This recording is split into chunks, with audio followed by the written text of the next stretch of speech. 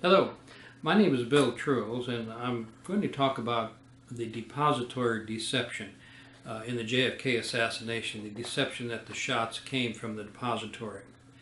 In the first video, we talked about the deception on the part of the pathologists. They were initially talking about a exit wound in the back of the head the size of a baseball. This would promote the idea of two shooters, a shooter from the front as well as the rear shots that were fired. It's known that Dr. Ebersol went to the White House the day after the assassination. When he came back, he told Gerald Custer, the x-ray technician, to burn his notes about what x-rays were taken when, his x-ray log. In addition, a couple of days later, the pathologists burned their original set of notes. And instead of having a large exit wound in the back of the head, in their first description, as Sura Wecht has described, they then moved the wound to the top of the head at the external occipital protuberance and called it an entrance wound. This was to promote the idea of a lone gunman firing from the rear. And LBJ had said to his friends and confidants that he suspected a Cuban-Russian conspiracy, but that if the American people were to find this out, it could trigger World War III. So LBJ, in my opinion, was the manipulator to tell Dr. Ebersol, look, we've got to promote the idea of the lone gunman, and we're going to do it at all costs because it could trigger World War III if the American people were to find out that this was indeed a conspiracy. So that was the first deception, and really involving the JFK assassination after it occurred. But before it occurred, there was a deception that was planned. The shots didn't come from the depository, they came from the Dal-Tex building, and I'll give you about 8 reasons why this is the case. The idea was to give the shooters in the Dal-Tex a chance to get away. In addition, Oswald was placed in the depository building, so he then could be pointed out as the patsy. So let's start with the first shot. The first shot was a missed shot. It's associated with sparks, and it's associated with people in the motorcade kind of jumping. And it's also, in my opinion, the shot is the missed shot, and the bullet hits Elm Street and then goes on to hit the curb in front of an innocent bystander by the name of James Tague, and leaves a spot of blood on his cheek. And when you trace the missed shot back to its origin, the origin is in the Dal-Tex building.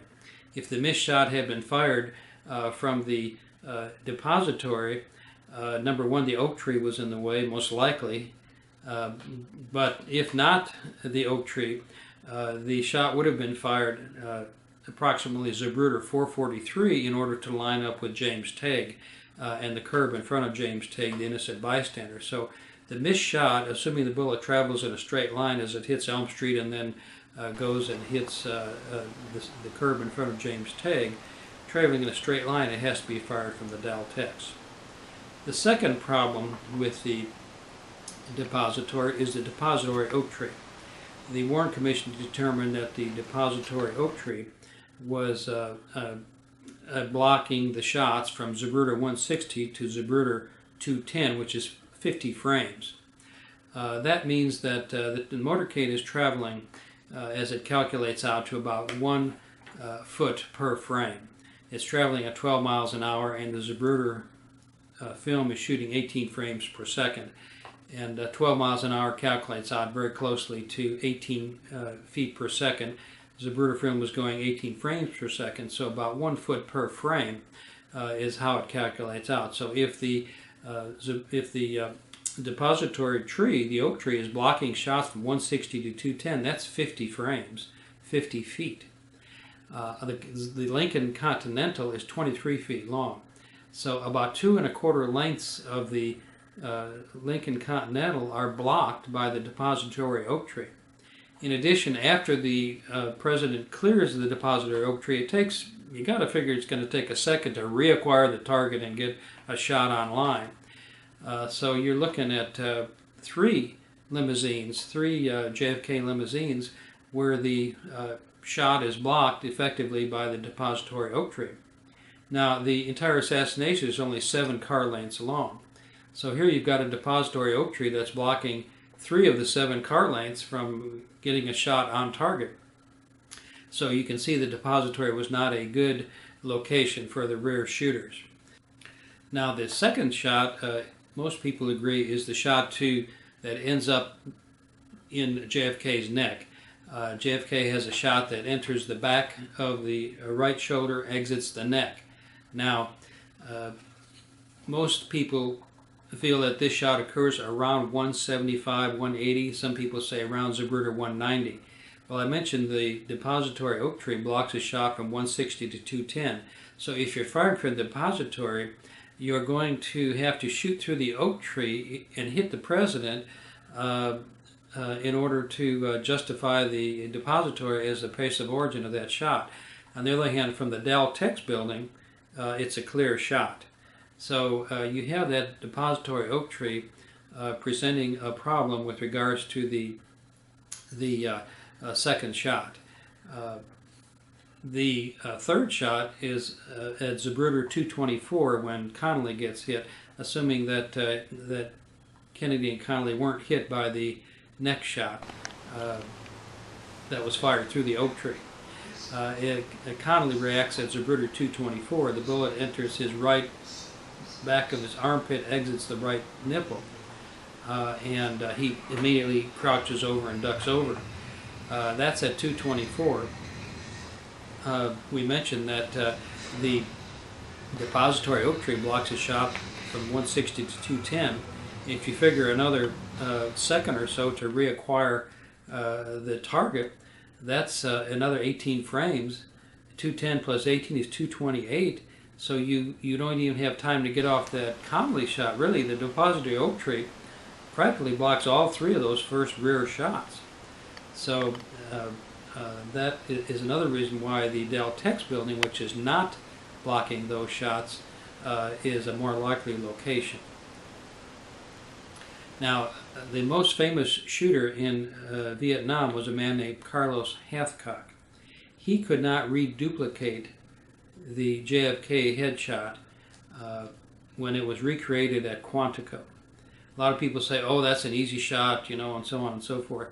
But when you have the best sniper in Vietnam could not reduplicate the shot, then that says something about trying to make a shot from the depository. What happens is that the heads of the Secret Service men in the trailing car, as viewed from the depository, are blocking a clear look at the headshot.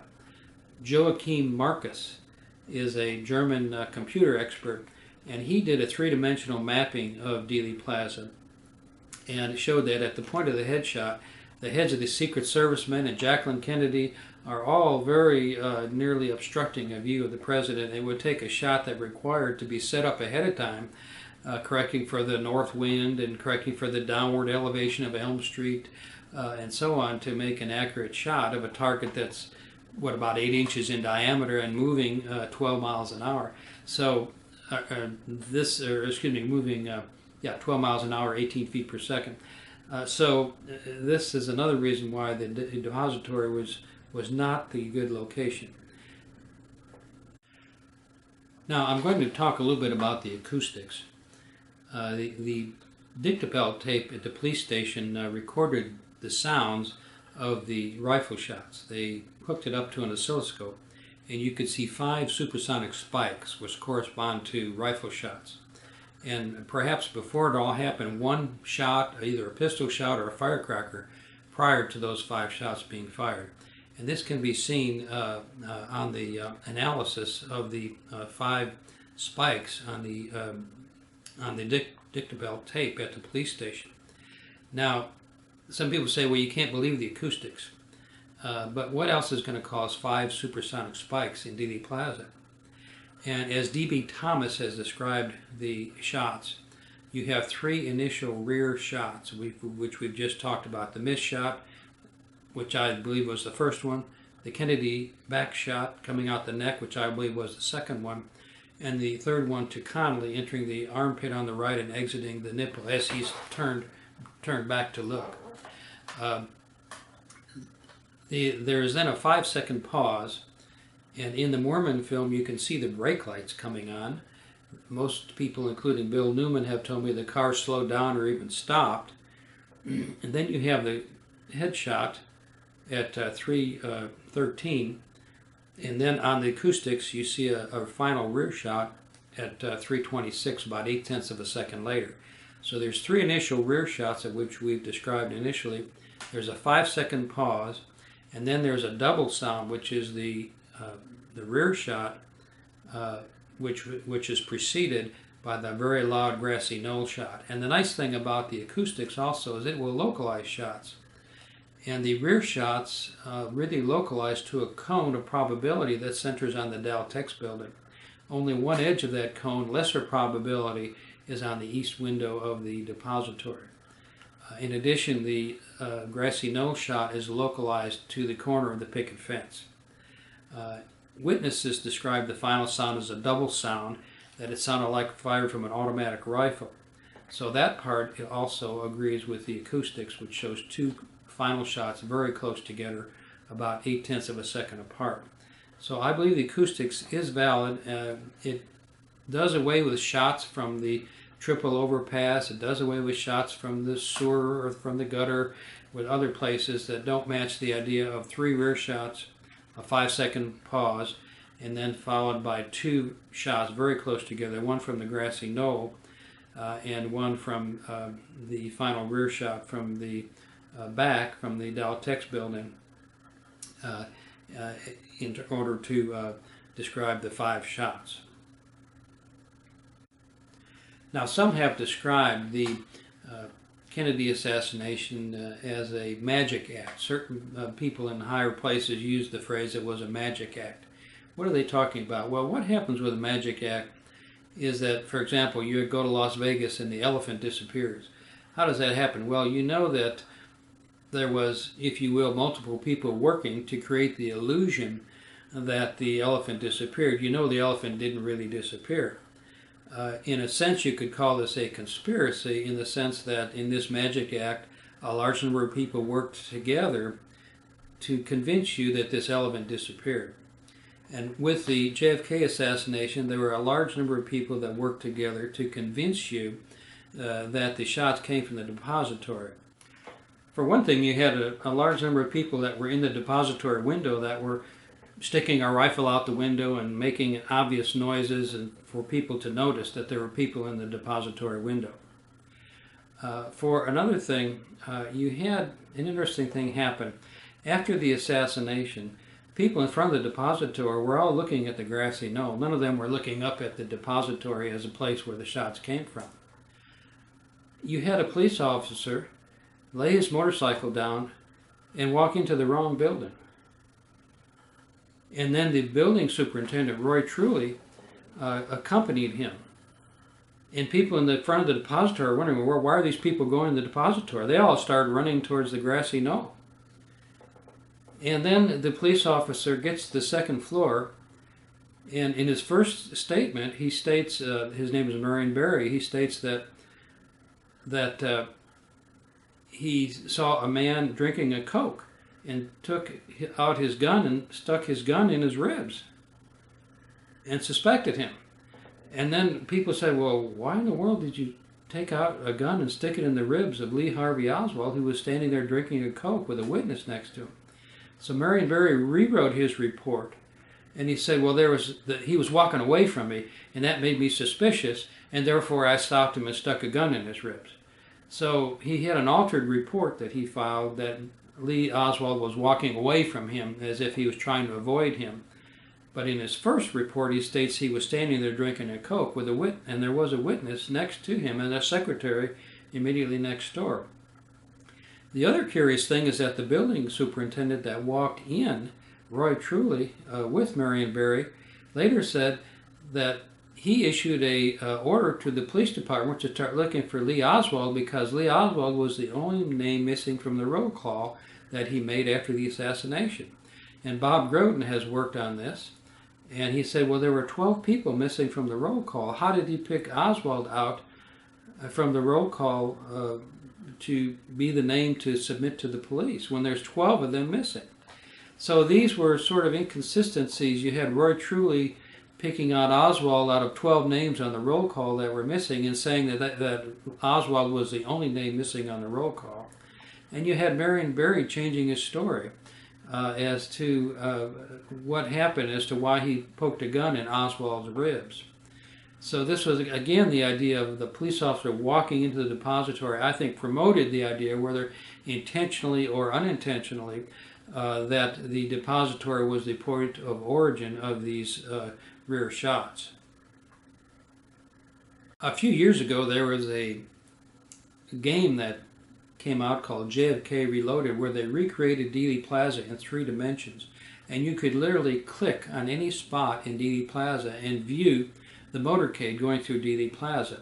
So this first video, we're going to pretend we're going to click on a spot where you're right above the JFK limo, as if you're like a bird following the limo.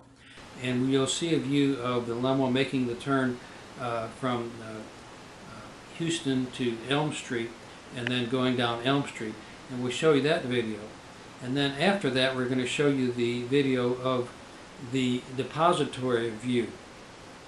And what's interesting, the depository view, is you'll see the car go under the depository oak tree.